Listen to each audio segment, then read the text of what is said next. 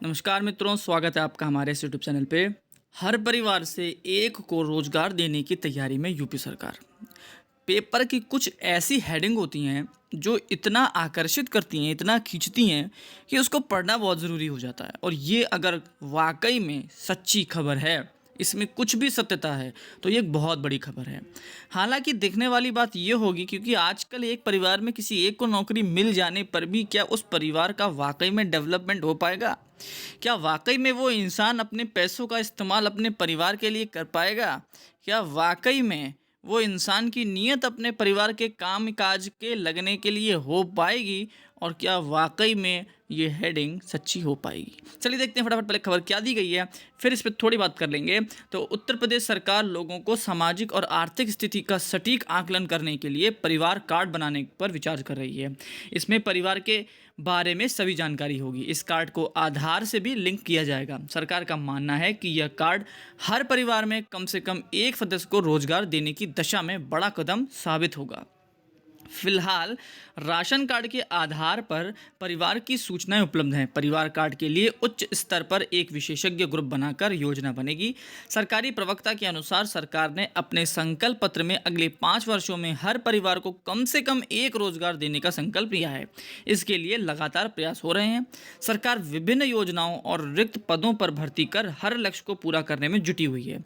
इसके लिए सरकार को प्रदेश में सभी परिवारों की सामाजिक और रोजगार संबंधित स्थिति की जानकारी लेना आवश्यक है। तो कार्ड में से सही स्थिति का चलेगा पता।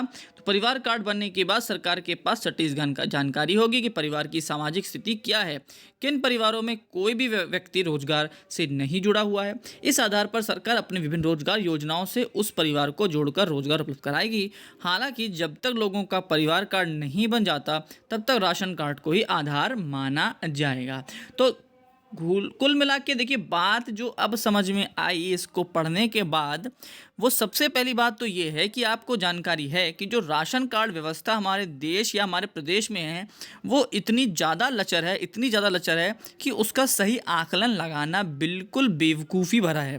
आपको ये भी जानकारी है कि अभी सरकार ने बोल दिया है, एक लिस्ट जारी कर दी है जिसमें उसने कुछ चीज़ें बताई हैं कि अगर ये चीज़ें आपके पास हैं तो फटाफट अपने अपने राशन कार्ड सरेंडर कर दीजिए, क्योंकि जो फ्री गल्ला, फ्री पैसा या जो भी सुविधाएं सरकार की तरफ से मिलती हैं, वो दरअसल सही व्यक्ति तक पहुंचती ही नहीं। ये उन व्यक्तियों द्वारा खा लिया जाता है जो वाकई में डिज़र्विंग नहीं हैं। और हमारे देश में सबसे बड़ी खराबी कह लीजिए या सबसे खराब व्यवस्था कह लीजिए कि जितनी भी सुविधाएं बनाई गई हैं गरीब के लिए, पिछड़े के लिए और वंचित के लिए, तो उन तक तो वो पहुंचती ही नहीं। लेकिन जो लोग धनाढ्य तो नहीं कहेंगे, लेकिन फिर भी काफ़ी हद तक उनसे ऊपर हैं, अपना पालन पोषण कर सकते हैं और इस दुनिया से लड़ सकते हैं, वो सारी सुविधाएं अपने पास ले जाते हैं किसी भी लचर व्यवस्था या फिर घूसखोरी की वजह से, और गरीब बेचारा गरीब का गरीब रह जाता है। तो एक अच्छा कदम सरकार उठा रही है। सबसे पहला कि राशन कार्ड को जो है वो ख़त्म करो, जो वाकई में डिज़र्विंग है सिर्फ उनके पास ही राशन कार्ड रखो। और दूसरा, अगर बनता है ये परिवार कार्ड, तो इससे भी एक जानकारी सरकार के पास ज़रूर पहुंचेगी कि क्या स्थिति है हमारे प्रदेश और हमारे देश की। कोई भी खबर जो आपके लिए ज़रूरी होगी आपको फटाफट यहाँ से मिल जाएगी, चाहे वो शिक्षा विभाग की हो, चाहे वो नियुक्ति की हो, चाहे वो भर्ती की हो, चाहे वो कोर्ट केस की हो, और चाहे आपके मोटिवेशन की बात हो।